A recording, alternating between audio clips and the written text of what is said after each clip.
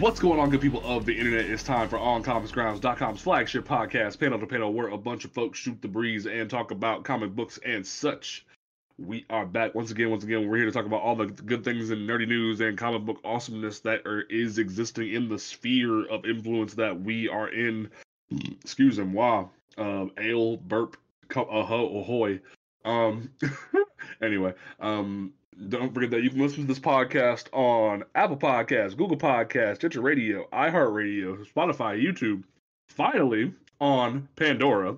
And yes, Mary, I will start a fight with Pandora if I want to, because I started the fight with them on Blurred Grounds, and I'll do it here if I want to. It took y'all months. Just don't token me this time. I swear to God. Travis, this is your fault. Nope, that was from the horse's mouth.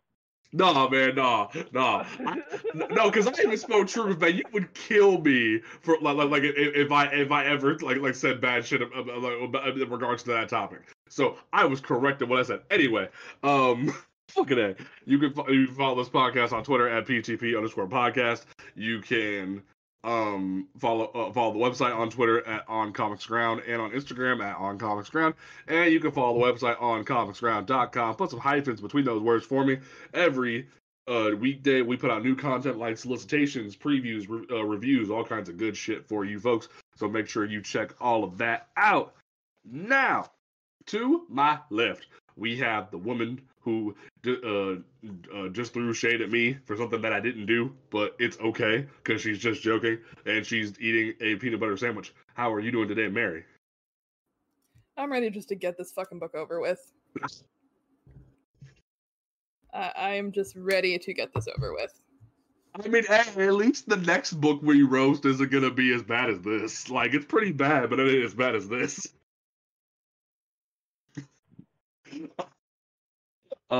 And to my right, we have Afro Baggins himself, the man who is still disgusted by reading this book for the first time, and is just getting more and more as he has to reread it to refresh his memory. We have Travis Tucker. How you doing today? I mean, I'm doing all right. I started a fasting diet, and I lost 4 pounds. Good for you, dog. That was pretty cool.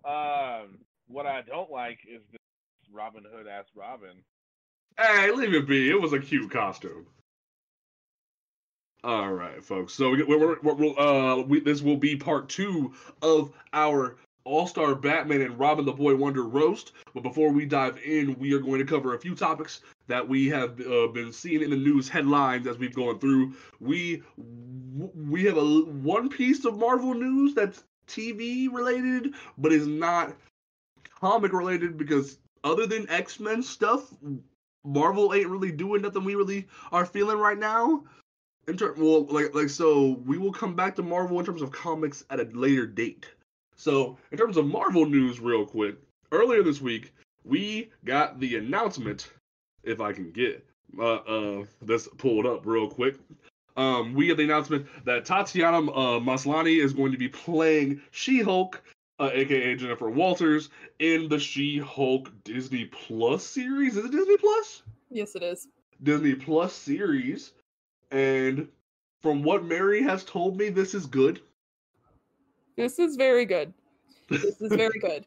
Tatiana Maslany is one of those performers that is just so talented, she completely disappears into any character. And when you do, 5 seasons of a show about clones, like, if you, because I know a lot of people were really shitty that Alison Brie didn't get the part. I know next to nothing about Alison Brie. I'm sure she's very talented in what she does, but I find it difficult to find anyone who can confidently pull this role off better than Tatiana Maslany. Like I was telling James before the show, this is not a step up for Maslany. This is a damn good get for Marvel. I saw a lot of people wanted friggin' what's her face from Star Wars to play Jennifer Walters. I was like, I don't know how I feel about that. Well, But because in the original casting, some leaked casting or somebody said that they were looking for a quote unquote Alison Brie type actress.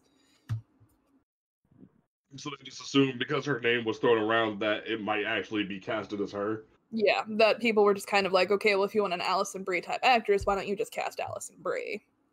Fair enough. Well, from what I've seen, and from what I've seen on Twitter, there's 3 different types of people. A, you hyped about this.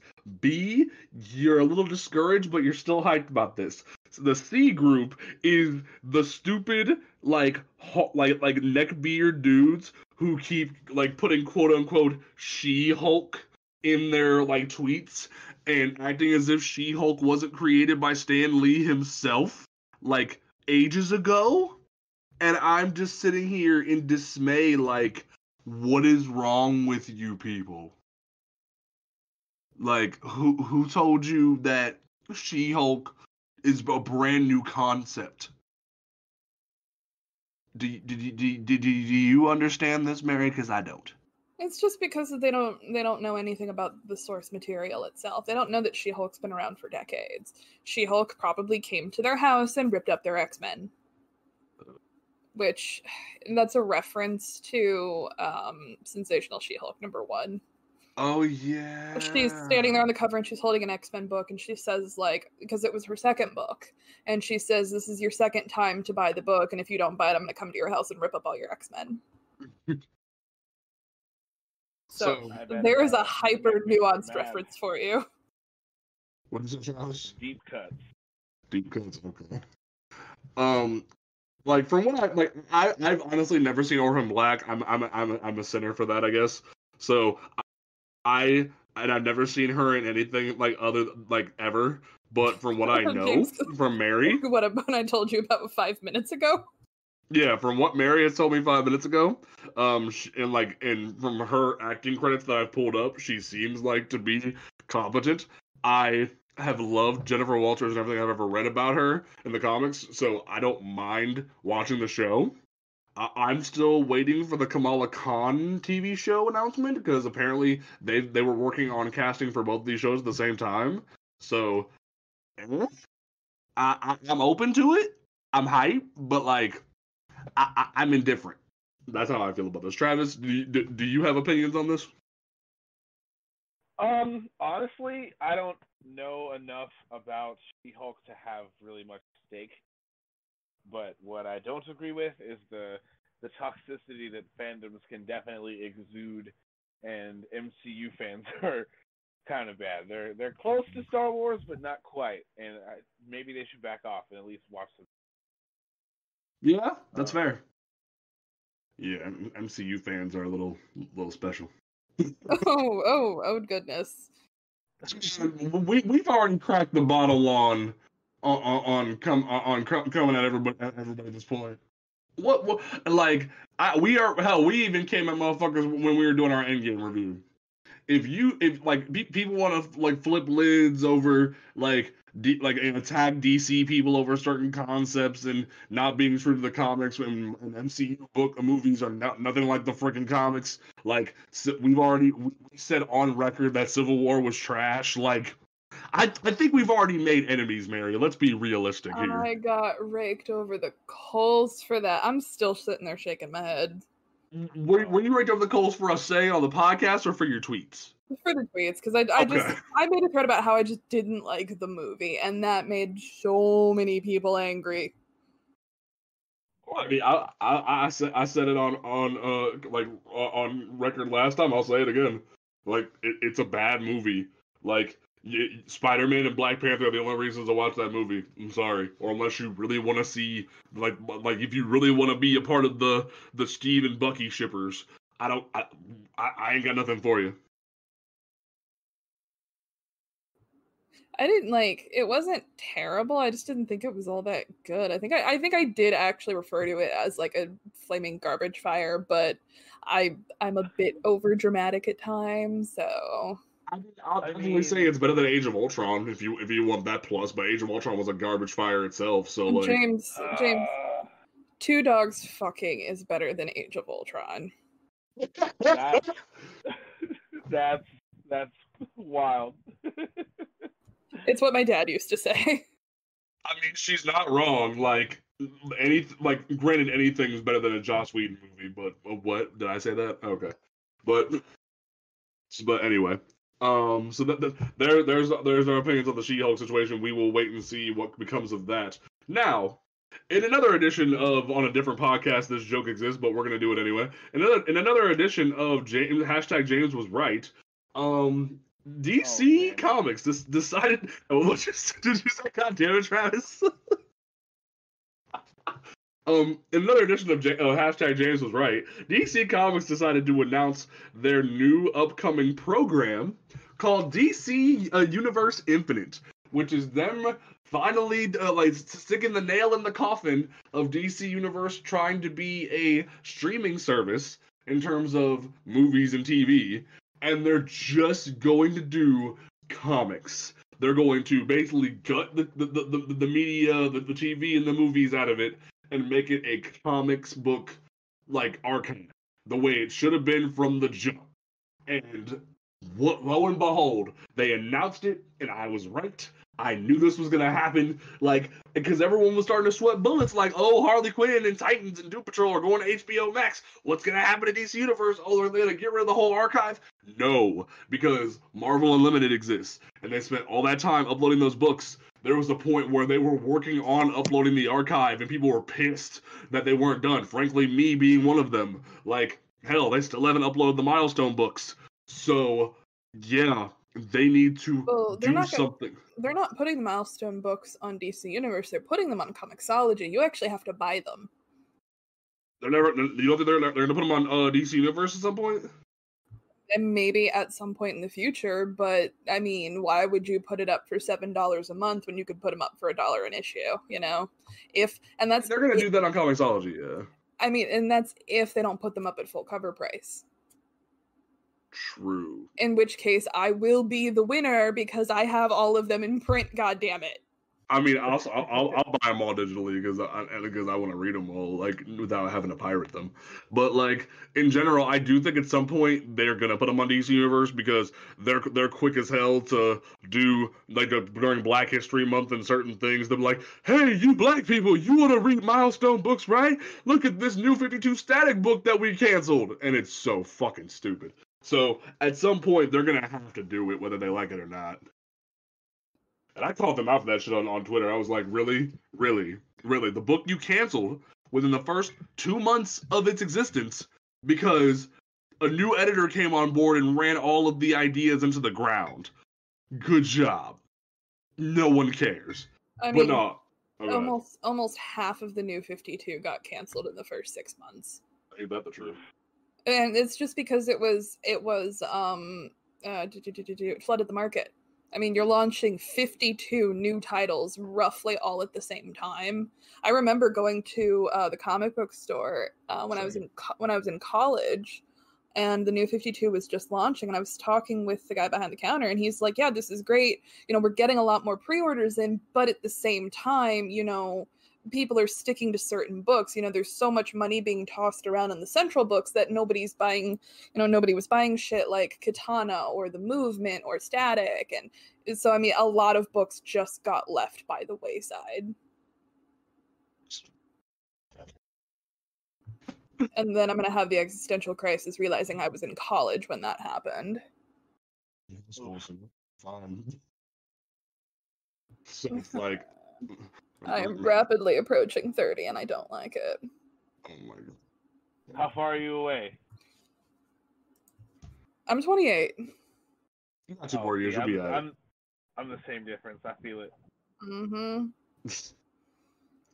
Anyway, but other than hashtag James was right, Mary, how do you feel about them transitioning to a full comic archive model? I mean, I called it before you did. Lies! No, I did. I told you, and you went, yeah, no, that's a really good idea. Like, no, I called it before you did. Called the statement. But I knew as soon as DC Universe launched that, as soon as they launched, I knew that it was going to be unsustainable because $7 for all of this allegedly, all of this crap that they wanted to do. And when Swamp Thing folded, that was at least understandable because there was a reason for that. Like Warner Brothers lost a hefty chunk of change on Swamp Thing because there were tax issues. So,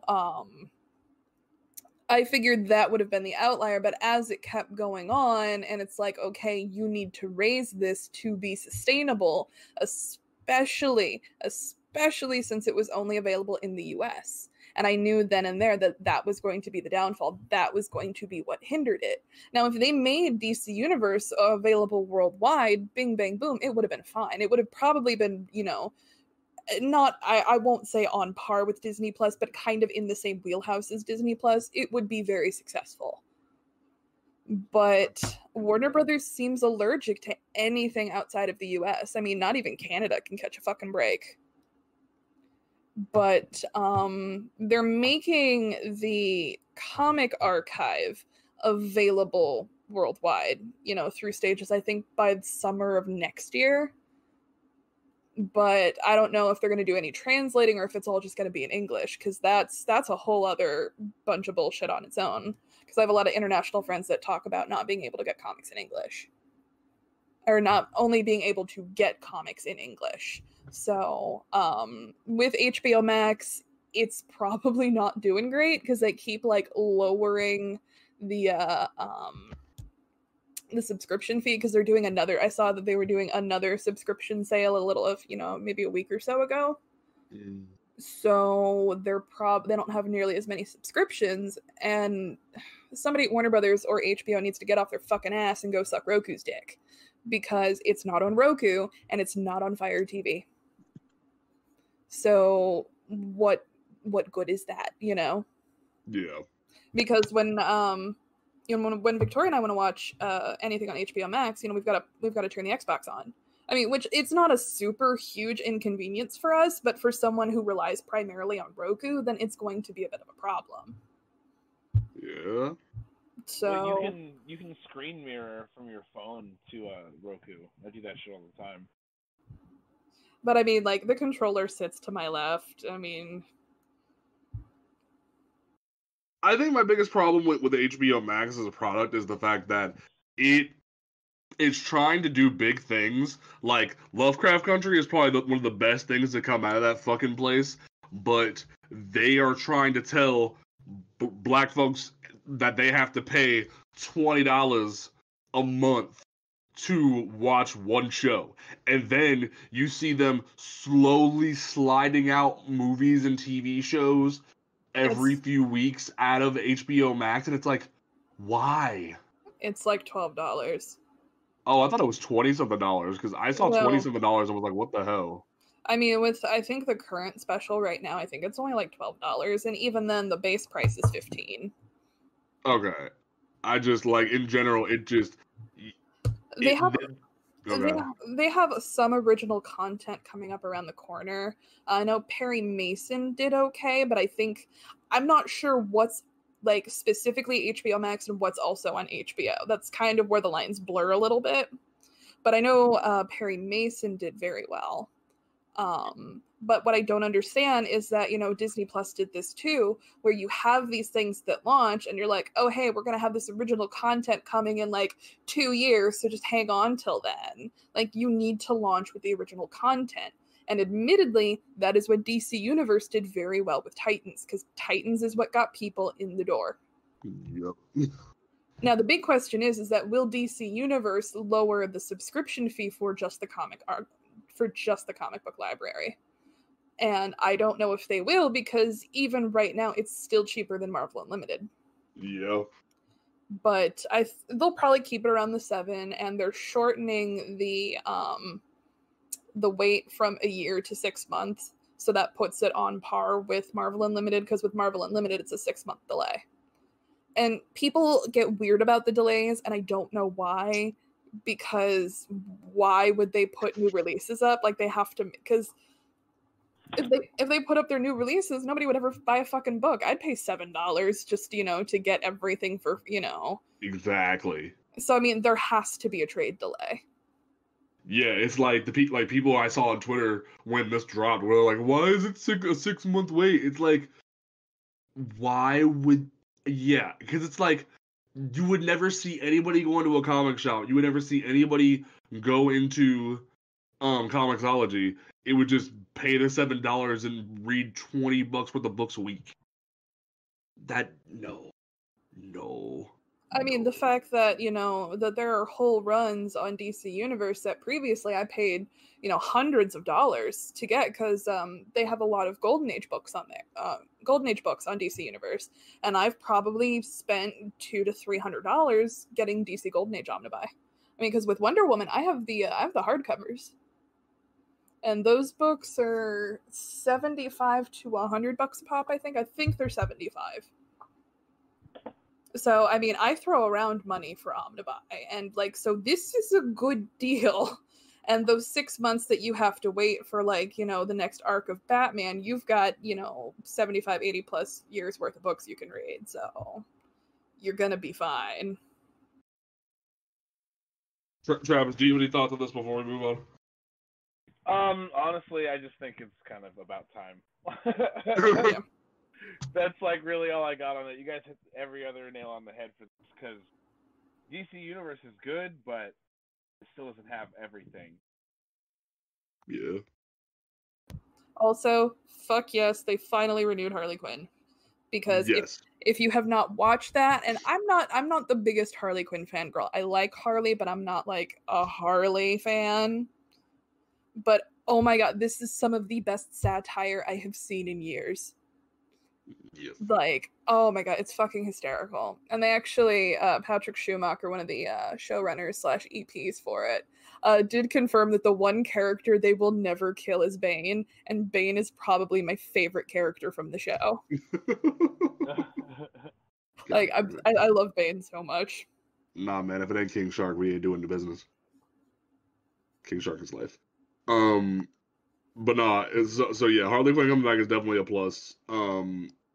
I'm worried about the longevity of the DC shows being on HBO Max, because you're trying to hook, line, and sinker people into buying HBO Max for those shows, but then if you keep fiddling around with the other products you have on HBO Max, they're gonna fall off real quick, and it's gonna be like freaking HBO Now and everything else where people would just cancel their subscription whenever a season would end, and that's going to be kind of grimy.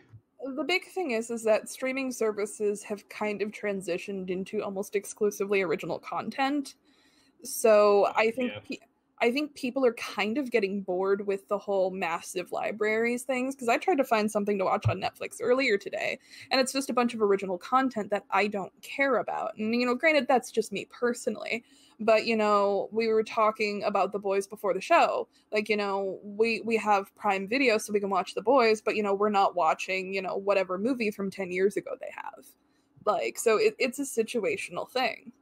And I think HBO Max's problem is that they have a very large archive of, just random things and things that HBO has done before. And I think some people have the misconception that HBO Max is banking on the comic book properties, and it really isn't. It's just kind of they pulled it in because why wouldn't you? Because Doom Patrol was very clearly the test run for this, and Doom Patrol did very well because Doom Patrol is one of the best critically, one of the best critically reviewed comic book shows or comic book adaptations. And I'm not talking DC, Marvel, I'm talking just comic shows in general, not superhero shit. That, it is very well done. So, I mean, that kind of pulled in a little bit of everybody, but I don't think it's meant to be the tentpole, because people have the same misconceptions about Disney Plus. The MCU is not the tentpole of Disney Plus. It is a big feature, but it's not what they're banking on. enough. You are very wise. If any of these MCU shows ever come out. Right? Like, it's not even their fault at this point. It's just the fucking plague. And I keep seeing shots of Falcon and Winter Soldier on Twitter, and I'm like, yes, please, God, yes.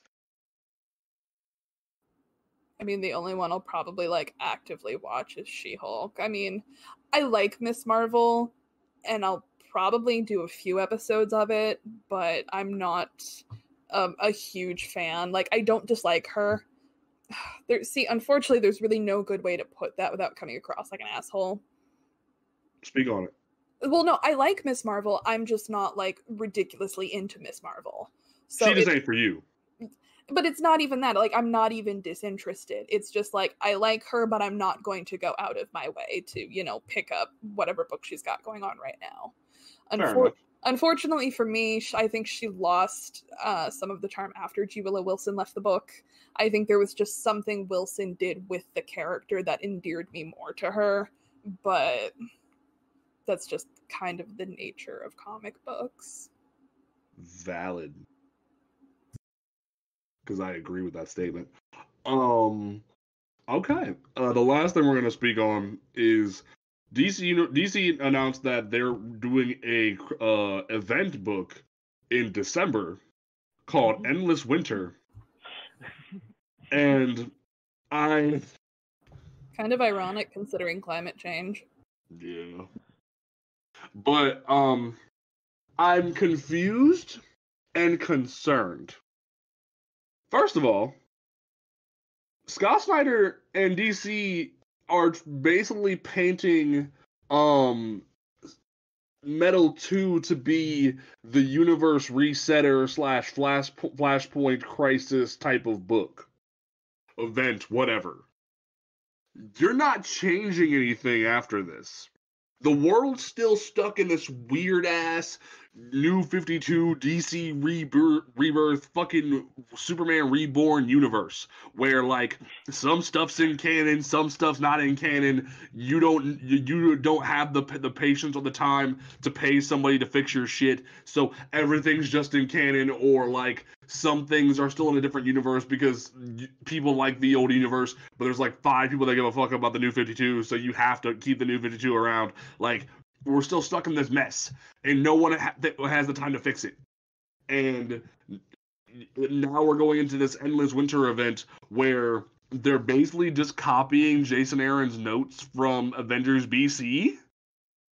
And people I don't think anyone's gonna argue with me on that because the whole pitch is like back in the olden times when there was a villain called the King of Frost, a Justice League of Black Adam, Hippolyta, Swamp Thing and the Viking Prince. Swamp King and the Viking Prince all worked together to kill this kill this villain, and it just screams the Avengers BC pitch with like less characters. And my first thought was, why didn't you call Shining Knight why Viking Prince? Like, there are other characters you could have assembled for this weird-ass event than, like, these 4.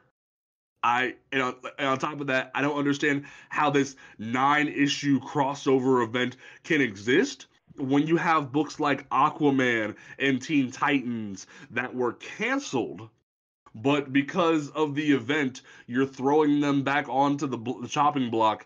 And if you look at the solicitations for December, you can see that freaking what you have Ron Mars and the other guy, what's his name? Hold on, I can't find it, and I'm frustrated.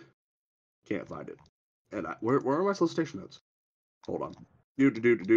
Yeah, Andy Lanning and Ron Mars are apparently writing a Flash tie-in book, a Teen Titans tie-in book, a Superman tie-in book, an Aquaman tie-in book, multiple Justice League tie-in books, and I'm just like, how? How are you all the 2 of you writing all of these books? Where did this come from? Is this like the new version of Convergence or something to hold everybody over until you reorganize your books? Because that's what it kind of feels like, is DC doesn't really have any direction after this metal event because of them cutting their staff and Didio being gone. We don't know what the future holds for DC, and I'm super concerned. So, I got something to add to that on top of that. Go for it. It also kind of feels like they're trying to catch some glory on the coattails of Thor killing Galactus. Because right now, like, on the Marvel side, Asgard is huge. Like, everyone kind of forgot about the X-Men and is looking over at Asgard, at least in the circles of comicdom that I'm into. So it really feels that DC is kind of trying to cash in, like, oh, we have a Frost Giants, and a Viking Prince. You know what I mean? And just kind of throwing it at the wall, seeing if it sticks. Even if it doesn't matter. I think the only thing that irritates me is that Viking Prince is a Robert Kanger thing, and I detest all things Robert Kanger. But no, Viking Prince, he's not a new character. He was, oh my god, let me see if I can think. I want to say Brave and the Bold number 155, 56, maybe? So, I mean, Viking Prince, he is a very old character. And I get what they're doing by trying to drag out these specific characters, is that, they want to hit on the 1,000-year-old thing, and, the Frost King is probably a Jotun, which is like a Scandinavian frost giant. Yep.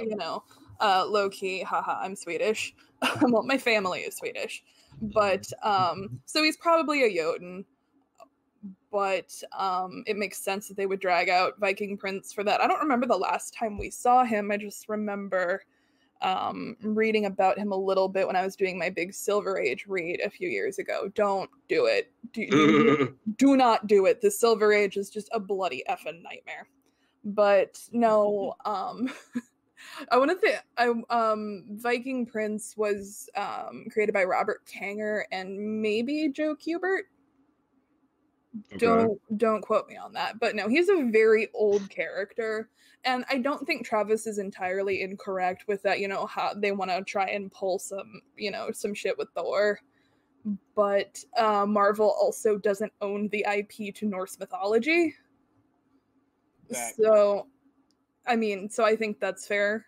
Much in the same way that DC doesn't own the IP for Greek mythology, Marvel just tends to stay clear of it because of Wonder Woman. And, DC has largely stayed away from Norse mythology because of Marvel.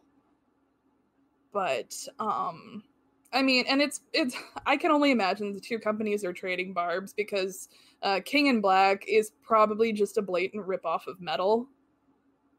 So, they're just stuck in their constant cycle of just ripping each other off, because I like Donny Cates, but I don't know what he could do in King in Black that Scott Snyder didn't do in Metal, Donny Cates, I love you. I love that you have this passion for Venom. I appreciate that you've given Flash Thompson the credit he deserves in your Venom run. But I swear to God, I'm so sick of symbiotes. I literally couldn't. I don't have the strength to give an actual crap anymore. Like, I want to, but like, I'm just like, after Absolute Carnage, I was done, and now you're like more, and I'm like, I can't. I'll read it in trade when it's done, probably, because I love me some Venom that doesn't involve Eddie Brock, but like, I can't right now. I just can't. So, in terms of this Endless Winter event, I'm just really concerned for the state of the DCU.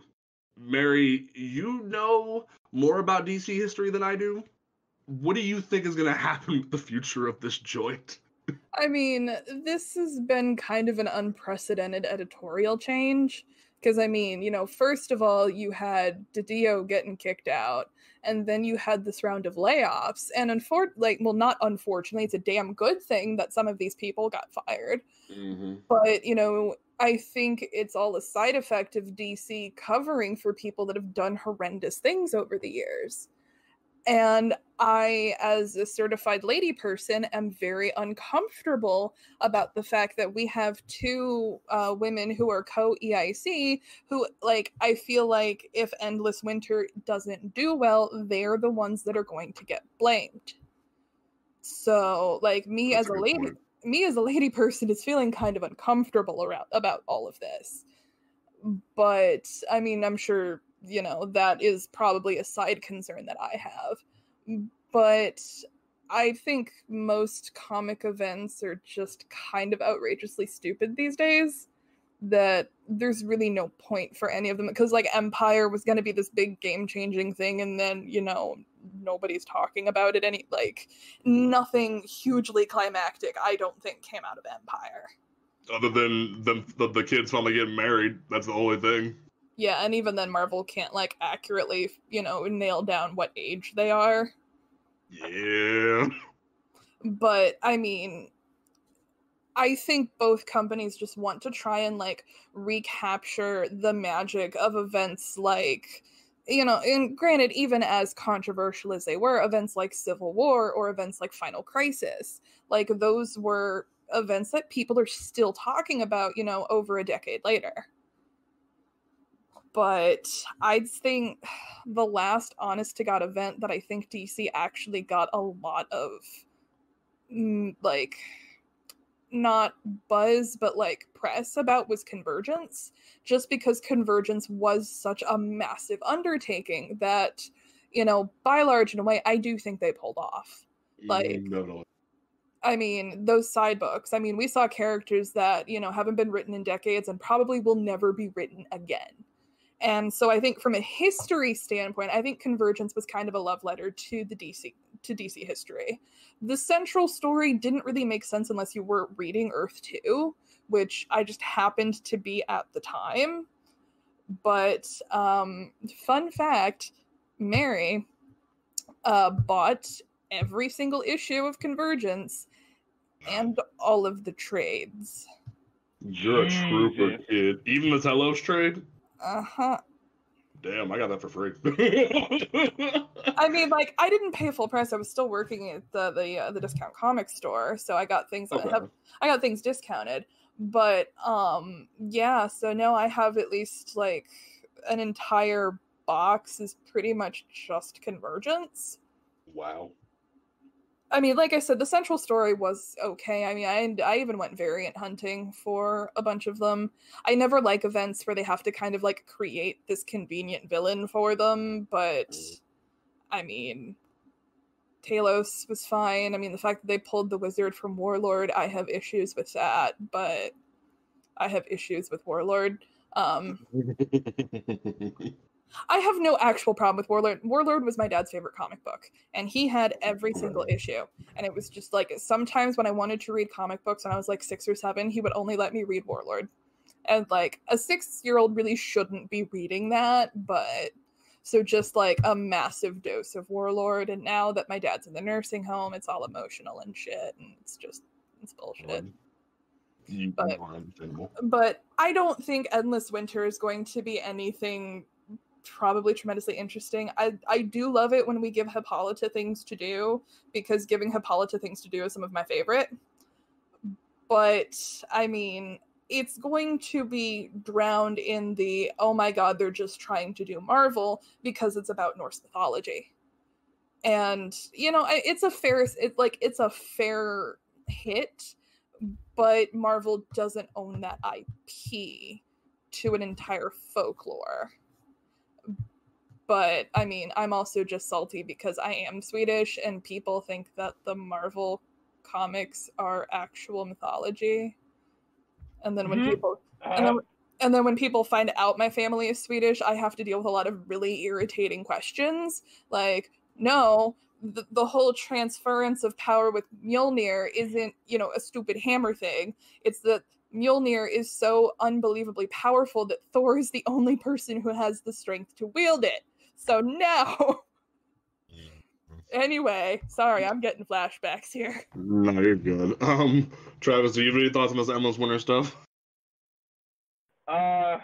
Really nothing past what I had said before, because I don't know, man. It's hard for me to really conceptualize a huge universe-wide event with pretty much no build-up. It's just here, and so I'm like, ah, you know what I mean? Yeah. That's very disingenuous shock. I think a lot of it's just Javins and Wells running around the Burbank office with fire extinguishers trying to put out 30 plus years of fires. So, With Asgardian mythos. Hopefully everything doesn't keep being on fire. Hopefully we can start getting into some good stuff with the future DC. It's Go ahead. probably just something to fill space while they figure something out. Yeah. Because they just scrapped 5G, and I bet you money, I will put money on the table right now that they will strip elements from 5G, and we're probably going to see some kind of a universe reset, or maybe even a Marvel-style reboot. Or relaunch, excuse me. I mean, there's the tease we got this past week of the DC future state, but all we have is like a weird graphic. We didn't get any news about it other than it's part of the Generations event that's continuing forward. It's called Future State. I'm just trying to keep in context that everybody who has had a hand in everything DC's done in maybe like the past 10, 15 years is gone. And we have two new people who have to single-handedly reshape the entire future of the DC universe. So I am trying to keep that in context, that there is a very real publication aspect to this. But if it's a rocky launch, again, as a certified lady person, I am worried that it's just going to turn into a giant "this is why women shouldn't be in comic books" thing. Yeah, let's not. Yeah. They don't need more ammo than they already have. So from that, we're gonna go ahead and grab our bottle of ale. Well, Mary's not allowed to drink tonight, apparently. But I'm gonna drink my bottle, and we are gonna get into the roast that is All-Star Batman and Robin, the Boy Wonder. Oh my god. Mary, you have your notebook. Get the ready. I do. I have my notebook. So we left off with issue 5. We are going to get through 6 through 10 this evening, and it is going to be a fun ride. So we start off issue 6 with like fun ride. A fun ride, because literally Black Canary pulls up to the docks on a motorcycle, and Batman going damn.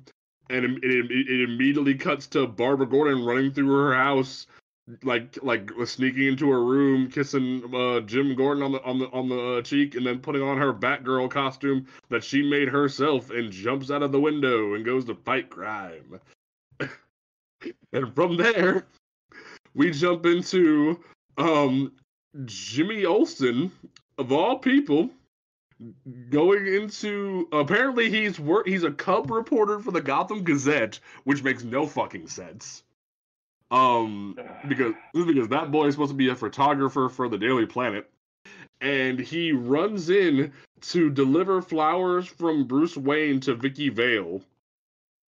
And apparently he delivered a lot of fucking flowers to make up for the fact that he left her at the circus. And apparently for Alfred driving crazy. And I'm just like, what is going on, as she just strips in front of Jimmy Olsen and he turns around to take a peek? To reiterate, Vicky has no ass. I just shake my head at Jim Lee. I do. But, I mean, how else are we supposed to know that Jimmy Olsen is a good person if he doesn't look at the lady changing, you know? Is that what makes him a good person? Is that it? Yeah, that's how, but I mean, like, because in Frank Millar's mind, that's what makes men good people, is if they don't oogle the pretty lady changing. Like, God. I'm not even a man and I'm offended. Like, it's so damn stupid. And then immediately we cut to back on the docks, where you got Black Canaries about to squat up on some friggin' dude.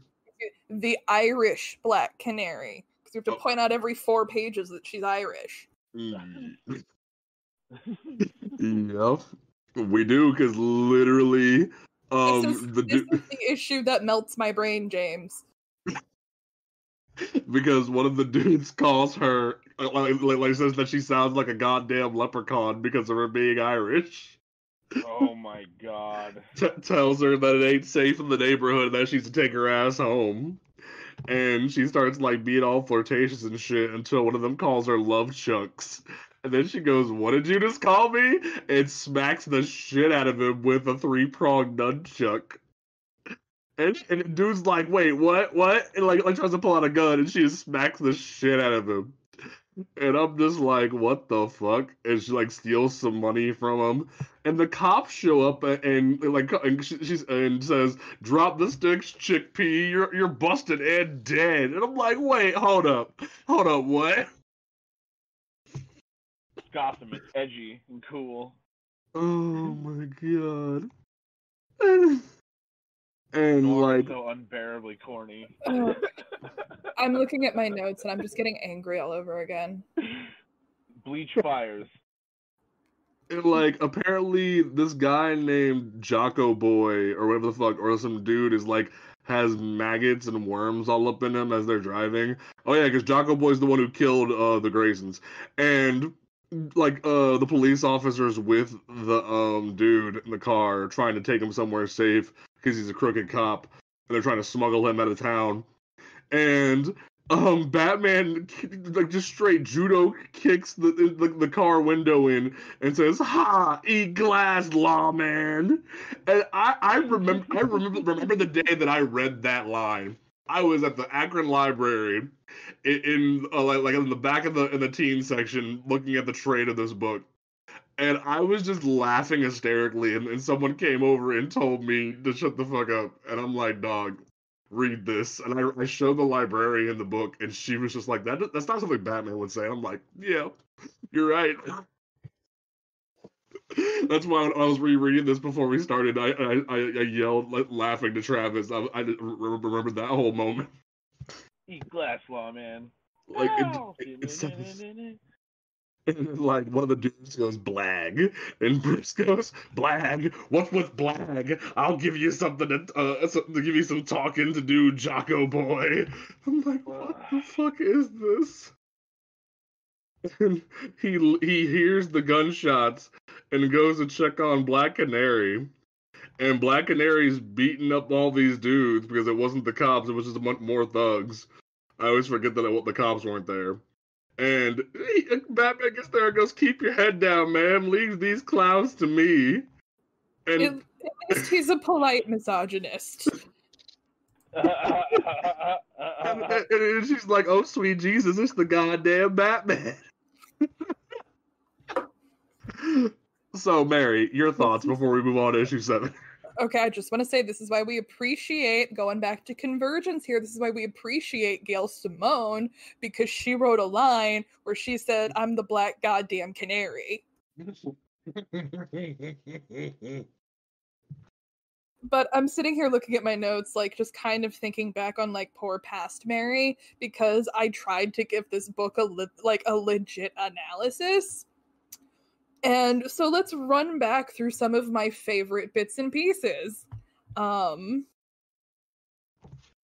the beginning, where Batman has this, because again, if you listen to the first episode, this book has a very bizarre emphasis on women.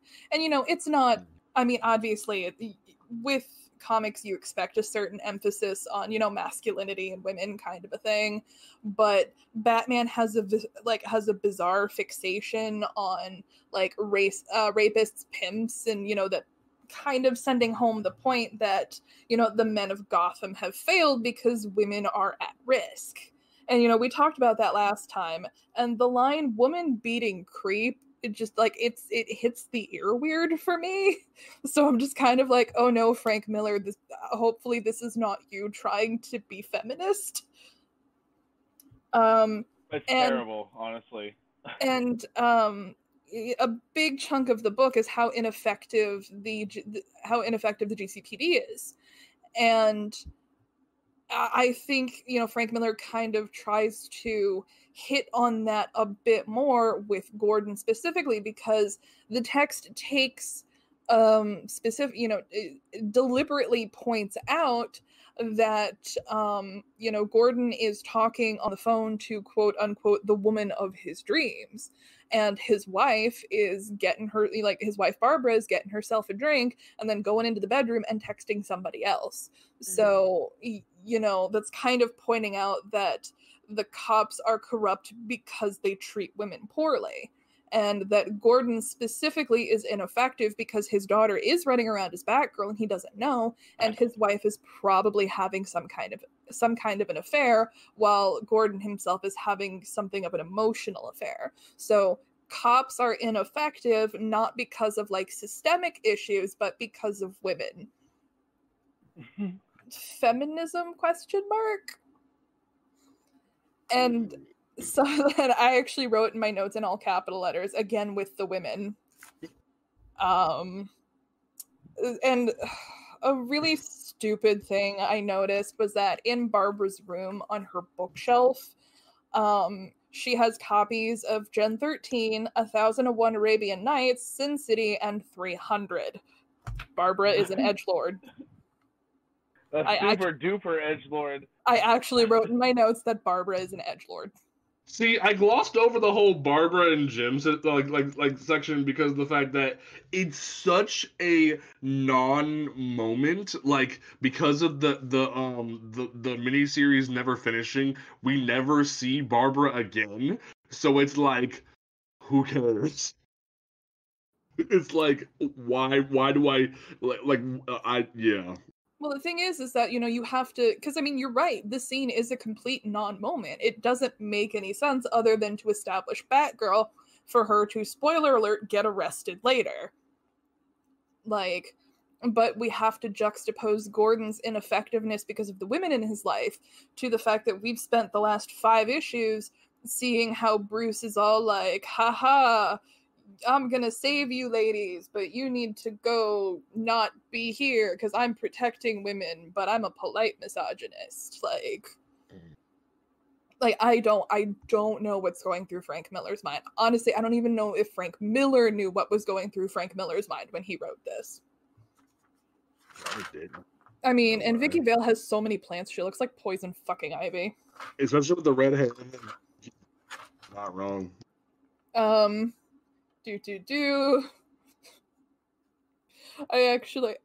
said Black Canary is being all sexy and dangerous, but Gross Man calls her love chunks and she whoops his ass. That happened. Yeah, that actually does happen. Literally, she goes, "What did you just call me?" And she beats his ass. And I hate that, when she's stealing the money, the text points out that it's to help her friend pay her rent. And I actually wrote, Black Canary is going to help pay her friend's rent because girl power, ? Yes. And it's just oh my god.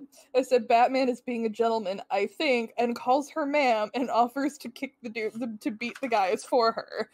But given the next issue, I don't know what's happening. This entire event is not even an event. The fucking books, mini, is just a mess. And then we move on to issue 2. Not issue 2, fucking issue 7. This is the issue that ends me. I know what happens too.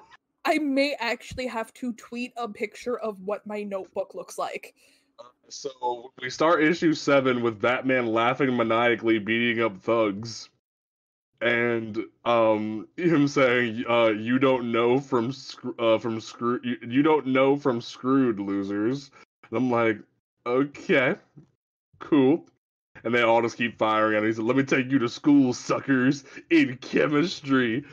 Do you really think that Bruce fucking Wayne is ever gonna call some people suckers?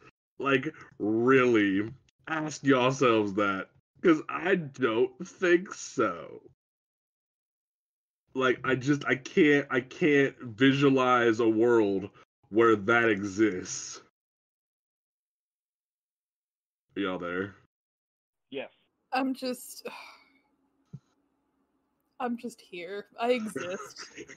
We move on from there, and Oh, he starts saying, "This is hurt. This is the hurt that you need."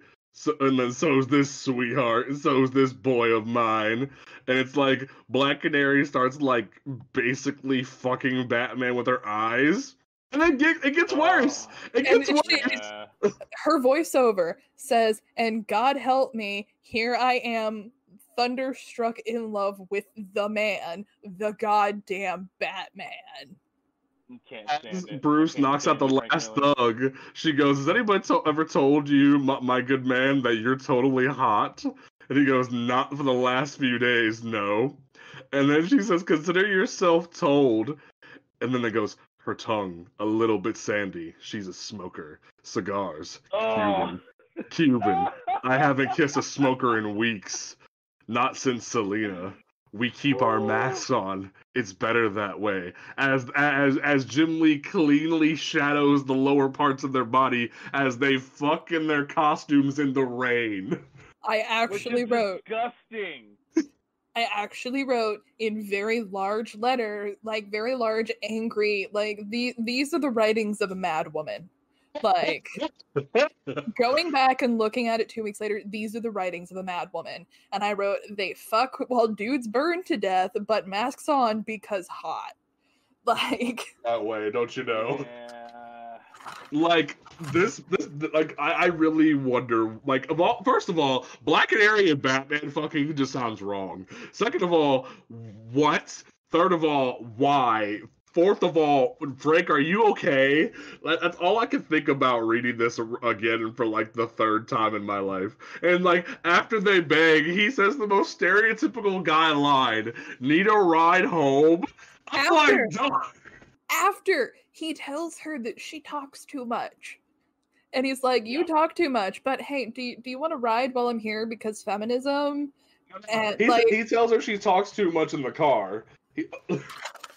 like, but at least he's a polite misogynist. I mean, come on now. I still can't get past the fact that Batman hasn't washed at all. He's been wearing that rubber suit the whole damn time. Oh no, I didn't think about that. He says not one word. I've taken enough grief about my car being my goddamn car being called the goddamn Batmobile. I'm the goddamn Batman, and I can call my goddamn car whatever the hell I want. And then she goes, "That's fair enough, I suppose." I'm surprised she didn't give him a blowjob in the car. Like, I am actually surprised that was not written in this book. And she even goes, "Whatever you say, man, man of mine, that's just a totally queer name for a car is all." And I'm just like, "Oh, honey, stop, please." Ugh. And then there's the whole thing with the axe. Like, I'm gonna let this child potentially behead somebody. Okay. So, after Bruce gives Black Canary a ride home, we find out that Bruce left his armory open and Dick got himself an axe. And he chopped open a rat and was eating a rat, which was so much fun. We're eating rats in a cave. And then Bruce shows up with the hitman who killed Dick's parents, and goes, "Look, his fate's in your hands. You're either gonna be an Avenger or a detective." And Dick just like hauls the fucking he even goes like, "Yes, sir. Thank you, sir. Give me his name." And then like he's the fucking executioner. And he's like, "Does he have any family?" It's like one of those fucking things. And Dick brings down the fucking axe right on the dude's mouth, cutting the duct tape open. And he just starts beating the shit out of him to get the information that he wants. And I'm just like, why? I mean, and it's just like, why not just you just fucked with dudes burning. Just kill him. Like, you shouldn't You shouldn't kill unless some blonde lady wants to bang you on a really gross pier with like body fluids, blood and spit and shit hanging around. God. Because I said, Bruce grabs the guy who murdered the Graysons and Dick spares him, but violence, like... And I actually wrote in big letters, why not just kill him? Like, there is nothing is sacrosanct in this book. Yep. And it's just, I don't fucking know. And it And Go I ahead. actually wrote that this issue is repetitive because it's, pretty lady, bad man, and punching. Like, I get that some people, like, that's what they're into with a comic, but if you want to, pepper in a narrative in there, that would be helpful. Yeah. Like it's right then where Batman tells him that, hey, you made the right choice. Now I'll start training you as my sidekick. And I'm just like, please don't. Please just take the kid somewhere else. Please, God. And then we have, oh God, sorry, I just flipped my notes, and it's the next issue that is complete. My point, like, I have 4 points for that issue, and one of them just says it's unnecessary, but we have to have swastika boobs. God. So we start issue 8 with the cover being Joker with a dragon back tattoo. Because edgy. I can't believe I just had to say that. Dog. That whole first scene is garbage. So we start the comic book with Joker having a weird monologue about how Gotham City sucks. He just got done banging a hooker. He's a lawyer. Oh, as a lawyer? I thought it was hooker shit. He's a lawyer. I barely remember this whole damn book. So she was a lawyer. He done banging a lawyer as the Joker. He purposely tracked her down to get rid of her. And then, as he walks out of the room after doing what he does, and he puts on his suit, his henchman is a topless except for swastika breast pasties and a buzz cut. But a bitch is wearing evening gloves because she's a lady. Yeah. Oh, Freaking God. high boots. And she says, yes, right away, boss. And I'm like, and you never see this girl again. You never see this girl again. And it's just like, who are you? I've done so many searches over the years trying to figure out who that woman is, and I've never figured it out. Like, is she Hammer? Is she Sickle? Like, who? The only thing I can think of is that she's a topless, gender-flipped Captain Nazi. It's Stormfront. God. Oh, God. I see what you did there. Shit, after the past 2 episodes, I wouldn't put it past them. But we'll get to the boys once the season ends. I don't think we should cover up every week because that would just be a mess. But in terms of where we go from there, we go back to Batman basically telling Dick that, hey, I'm gonna go take this bitch to the police. You need to work on your secret identity if you're gonna be my sidekick. And the entire thing is just so weird because they're like, go ahead. And then he just chucks the dude in the damn water. Yep. Like. And as he's on the way to take dude to the lake where he's gonna throw him in, he sees like the Green Lantern put a bat signal in the sky, and he's like, Jesus, what are you doing? And he chucks the dude who killed Dick's parents in the water. His ears are full of worms and his mouth is full of maggots. Throws him into the water and says, hey, that'll clean you up. And he's like, Joker's gonna rip you a new one. And he's like, why is my mouth still full of maggots? He just leaves them there in the lake. And then he says, like, I love my job. And, like, you can take, I'm going to be super generous here. You can take the entire framework of this book, everything in here, and you could still maybe try to hammer out a narrative of, is Batman losing it because he enjoys the violence? Like, just, you could try, Frankie boy. Frankie boy. You could have tried. Because a lot of writers will do the whole, oh, is Batman losing it? Does he like the violence? Is this a burden or does he have fun? Like, I could take every element, just this entire book, and with maybe like 5 lines of dialogue, try to reshape it somehow. I don't know. And then we have beta male Hal Jordan coming up.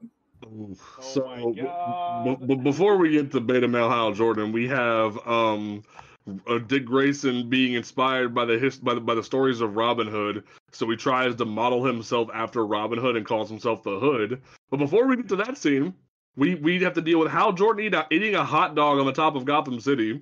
And there's this really creepy ass scene where Batman knows his name. He's like, "What do you want? I just want to talk. What do you want? I just want to talk." And then he goes, "Fine, be here at this time, at this specific place, or I will literally never talk to you again." And then he leaves him alone. It's like, what the fuck? and then out of nowhere, Joker pays Catwoman a visit. And it's like, oh no, oh no. And then from there, we have the reveal of, like, Dick Grayson going, "Call me Hood." It's like, no, you're inspired by Robin Hood, call yourself Robin. And he walks out of the room. Honestly, I feel like I could just, because I'm looking at the scene when Batman and Green Lantern talking, and part of me is sitting here wondering, like, is Frank Miller trying to emasculate Hal Jordan because Hal Jordan's eating a hot dog, which just so happens to be phallic? Like, is he trying to emasculate Hal because, haha, that food is shaped like a wiener? Like, I don't know. I never thought of it like that, to be honest. But I wouldn't put it past him to do it, you know? I'll give you that. I'll give you that. That Batman is so manly because he's not eating a hot dog. But beta male simp Hal Jordan is, because he hung up Wonder Woman's coat. Like, I mean, I hate Hal Jordan anyway, but I think he's a bitch and beta male. So that's Wonder Woman's coat. I'm using air quotes with beta male because I think that whole alpha beta thing is so fucking stupid. But I wouldn't be surprised. I wouldn't be surprised if this is what Miller was trying to do. Boys, this is the issue that broke me. So, issue 9 comes along, and back in the day, kids, if you don't recall this being a thing, but back in the day, Green Lantern used to have one weakness, and it was the color yellow. The Green Lantern power ring couldn't work on anything that wasn't yellow. So what do Batman and Robin do? They paint themselves and an entire room yellow. And the drinks they have in the room is lemonade. That way, literally, Hal Jordan can't use his powers on them. And when Hal comes to the room, he's literally just like, first of all, what the fuck? Second of all, why are you so fucking violent to people? And third of all, why did you kidnap a child?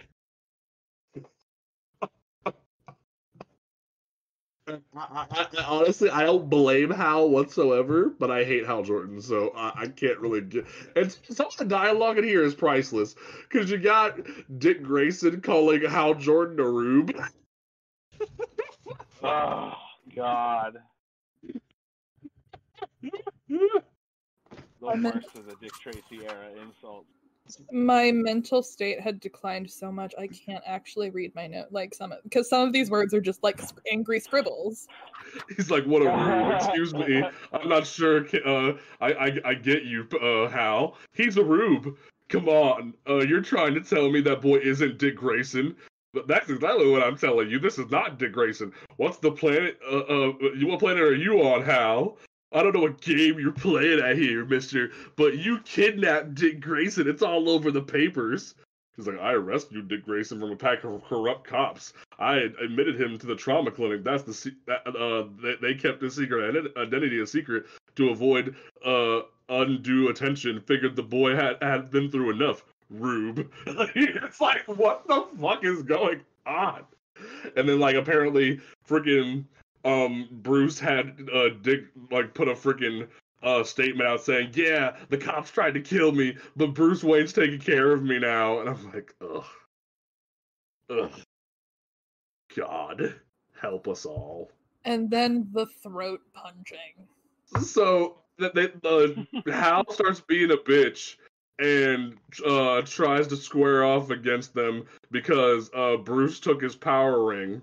So Dick slides through, flips Hal on his ass, and then when Hal tries to fight back, Dick just straight throat karate chops him to the point that he's literally gonna die from not being able to breathe. So Bruce just chucks Dick against the fucking wall and says, "You little snot."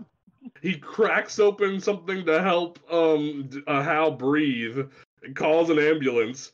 And No. He gave him a tracheotomy. Yeah, he gave him a tracheotomy. Oh, He gave him a tracheotomy where he cut, because you cut open a few inches of the throat and you stick a tube in there, and so he's just breathing through the tube. And he's not mad that, like, oh no, you shouldn't kill people. It was, I don't want to have to deal with a corpse. hilarious. And I thought that it's kind of interesting that Batman, when he's, the one time in this book he's actually saving a life, he takes the cowl off. And that gives us a truly funny visual of, like, where the yellow paint stops on his face. But, like, you know, the one time where he's actually saving a life, you know, he's like, whoop, better take my mask off to show everybody that I'm still human. And I actually wrote, did someone forget to give their main character emotional depth? Like,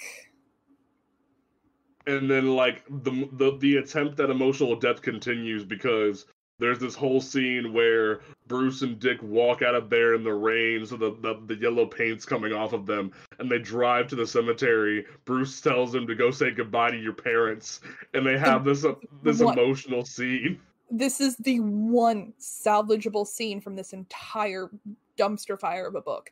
This is legitimately a very sweet, very genuine moment. This is the only salvageable scene in this entire fucking book.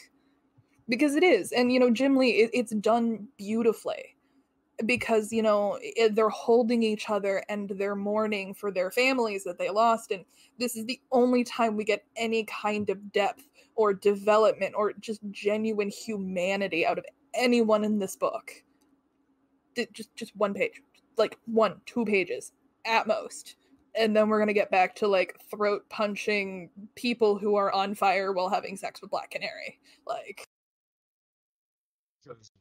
During the final issue, where apparently Joker literally beat the ever-living shit out of Catwoman.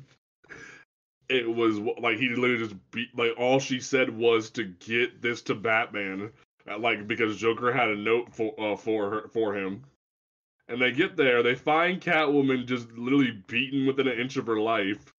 Also, issue 10 means a lot to me because some of these shots that Jim Lee does of Bruce and Dick are just so fucking gorgeous, but it's still just a god-awful book.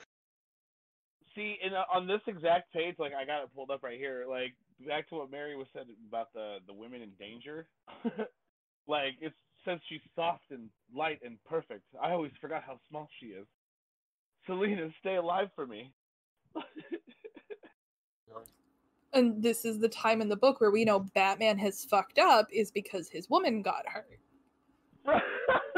Exactly. He's all like, no. Because that's, you know, that's clearly the emotional pain point of this book is, you know, dare I say it, you know, silly things like toxic masculinity, that men are only worth the women in their lives kind of a thing. Like, again, I'm not a man, but even I'm offended. To Batgirl kicking ass and calling herself the fucking Batgirl and her and she's censoring, like, she's the only person that's censored in the whole fucking book. Like, she says that she calls them shitheads and shit is censored and, like, fucking Batgirl is censored. And it's such a short little scene. And I'm like, I love it just because it's, like, so absurd, and we like never see Barbara again for the rest of the issue. Because I wrote, go ahead. No, go ahead. I was gonna say, Batgirl and Black Canary fuck shit up because the men have failed, because all of the women have been hurt and or dead, so, you know, men have failed, and that Gordon is a complete fuck up. So, like, you know, the men have fucked up so much that the women have to protect themselves. Remember that that's something I touched on in the first part. And, you know, Jim is unfaithful, so his, Jim is an unfaithful, you know, unattentive, you know, husband and father, therefore he is ineffective as a cop, and therefore he ends up doing stupid shit, because his wife in the hospital at the end of the issue, isn't it? It's his wife. Yeah, it's his wife. And She's like bruised. this is kind of where I tried to summarize up, my classic Greek tragedy narrative that, especially with like Heracles, because pride was his ultimate downfall because, Hera's all like, men are stupid, so you're going to kill your wife and kids. And I don't know. I don't know why I tried. I think this was the whiskey that's like, you know what, Mary, maybe give it a chance. This issue, and then the issue, the midpoint is like Barbara getting arrested for beating up the people, and like she even rides a skateboard while she's beating them up, but then the cops end up getting her and go, "On your feet, honey, come on now, you can do it." And she ends up getting arrested with the rest of the thugs, and at the end of the issue, while his wife's in the hospital, they end up going, "Hey, your daughter was arrested for trying to be Batgirl." I mean, things don't really go well for Barbara Carey Kelly Gordon in this book.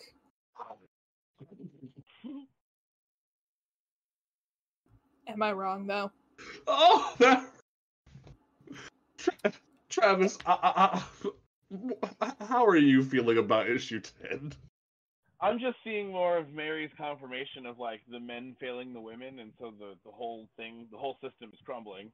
Because like right now I'm looking at the whole like Jim Gordon like, I'm a terrible father to my daughter. Look what she's doing. And it's very irritating to see. Literally, the issue ends with like him blaming himself and that he was a horrible husband and a father, and literally the book just ends. Like as we talked about in the first episode, there were supposed to be 2 more issues of this book, and we never got it. Like to this day, All-Star Batman Robin the Boy Wonder has never been finished. Jim Lee and Frank Miller never got to finish it, and we don't know how it ends. We don't know what the fuck the Joker was up to, and it's just, and we don't get to see Dick finally come to grips with himself. It just ends.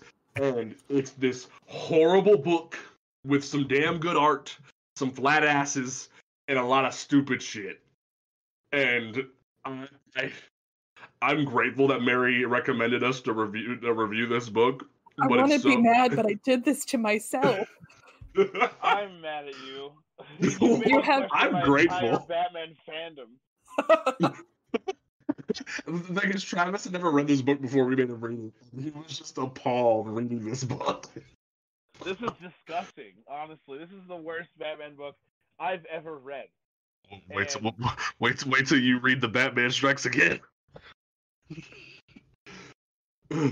See, you guys keep trying to top Eternal, and I don't like it. Wait till you read the Master Race. Oh, that sounds trash. I mean, it's more Frank Millar. It's the third part to the Dark Knight Returns, apparently trilogy, and it is just as stupid as you think it would be. It was better than Strikes Again, which was the sequel. I will say that Master Race is better than Dark Knight Strikes Again, but it's not by much. I mean, because, oh god, at least Superman and Wonder Woman don't have sex so rampant that they cause natural disasters. That was in 2. I know. That's the only thing that the third part had going for it.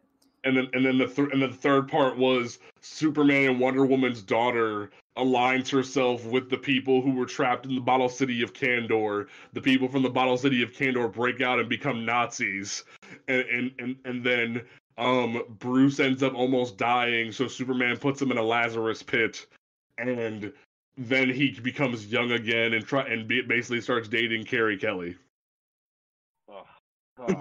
But it has a political narrative. Yes, it does. So it's smart, and the artwork is great because it's Frank Miller, and he has somehow gotten shittier over the years. But to be fair, Master Race wasn't just him. They had him only co-writing it, so that's why Master Race is comprehensive. You can at least understand what's going on. I stand by the fact that his art has gotten shitty over the years. Yeah, it was never really like it was rough. Oh my god! Bury your notes. Did anyone bring up? And I mean, this kind of sticks out to me really bad. Is that like Frank Miller decided that the right girl for Batman at this very moment was a sandy-tongued smoker. Moreover, that a woman who like whoops ass is automatically smoking cigars and riding Harley Davidsons. But Travis, she's not like the other girls. Oh my god.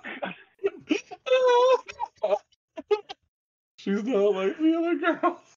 I don't fucking. Oh god, it's so terrible. Like keep the mask on. Like, Travis, god. she's love chunks. God. I feel like Frank Miller imagines Black Canary as do you guys remember Gina from the 40-Year-Old Virgin? Oh god. Yes.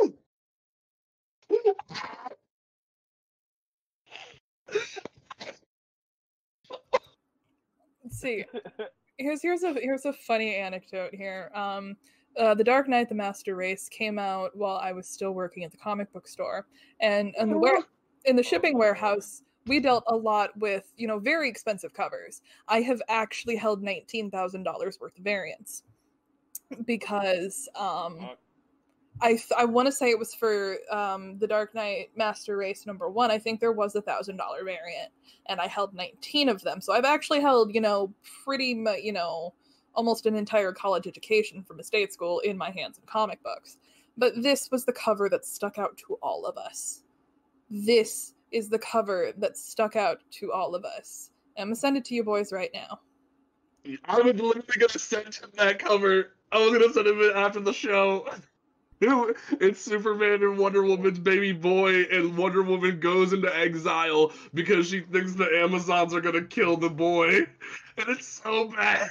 But look at where is her other leg? Like What is this pose? That is Frank Miller's artwork.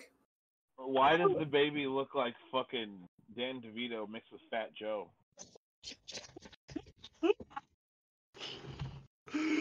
Oh god. Honestly, there's a lot going on in this. Like the idea that tiara is covering her whole nose really makes her look like she's from the Oblongs, and I'm not comfortable with this. And the worst part is, Travis, that cover was $1,000. No, Bro. this was not the $1,000 cover. Oh, okay. I thought that was the $1,000 cover. I wasn't really scared. No, that was just me going off. What was the $1,000? I don't. Oh my god, it's Miller and Azzarello. Uh-huh. Yeah, it was Azzarello. Azzarello was the co-writer. Azzarello was the co-writer. Oh god, there should be no women in this book at all. There's a lot of women in Travis, the book. there's a lot of women in this book. No. No. There's a mother-daughter relationship in this book. Yeah, because it's Wonder Woman. It's Wonder Woman and her and Superman's daughter. And I don't remember if the $1,000 variant was for the Master Race. I think it was, but don't quote me. But oh my god. But guess who Frank Miller is the co-creator of? Who? Just guess. Someone I love and adore. Batwoman? No. Think Marvel. Marvel. So a New Mutant. Mm-hmm. Karma? Oh no! Uh-huh. He did the artwork for that issue. And so I want you to look at that cover. And then this is the artwork that he did in Marvel Team Up number 100. Oh no. No. Look at it. It has gotten progressively shittier. It was already kind of shitty. Well, I mean, it was already kind of shitty, but it is so much worse. Yeah, like, I don't know what's going on with this Wonder Woman. Because the hilarious thing is that I found a Marvel Team Up 100 at a comic book convention a few years ago. And it was ICC. And I was going through and, because it's one of those, tables that had like thousands of boxes everywhere. And I was going through and the guy's like, hey, are you looking for anything? And I'm like, yeah, I'm trying to find some, back issues that I've been looking for. I said, do you have Marvel Team Up number 100? And he's like, yeah, actually, I think I do. And so we go over and he pulls the book out and I was visibly very excited. And he's like, yeah, a lot of people really love this early Frank Miller artwork. And I just kind of stopped and looked at him and I went, no, I just really like Karma. And he went, oh. And I just went, oh. And we just kind of stared at each other in awkwardness. And he's like, here you go. shit.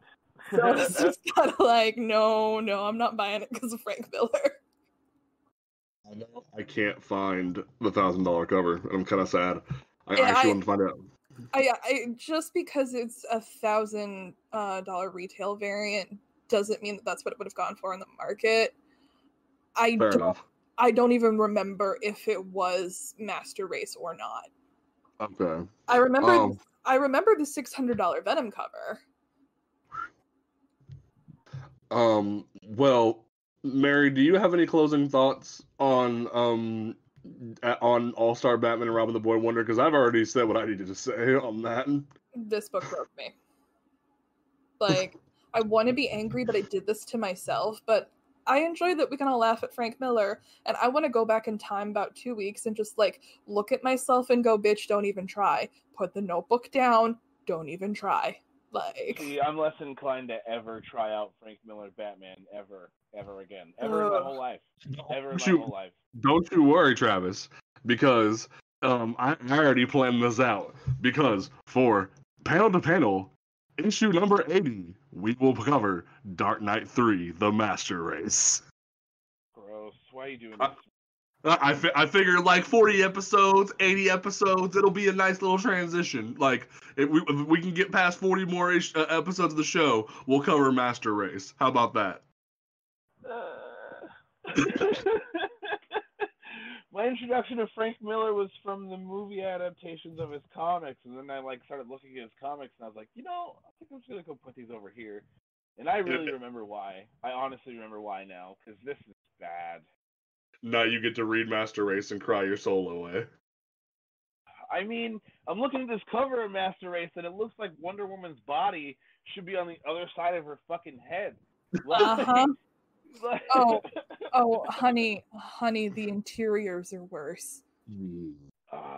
Anyway, don't forget that you listen to this podcast on Apple Podcasts, Google Podcasts, Stitcher Radio, Spotify, YouTube, all those great places. You can follow us on Twitter at PTP_podcast, where you will see our amazing social media assistant Ian doing all that amazing retweeting and highlighting all the indie comics and talking about like new news that comes out every few weeks, and also our brand new episodes that come out. You can follow the website on Twitter and Instagram at OnComicsGround, and check out the website OnComicsGround.com. Put some hyphens between those words for me, where you can check out all of our news, previews, solicitations, all that good stuff right there on the website. Travis, what is your closing statement for this episode of Panel to Panel? Why, oh why? It's going to be completely unrelated. Why is it that Mitch McConnell is never the politician that dies? Tell me about it. That was really unrelated, but I'll allow it.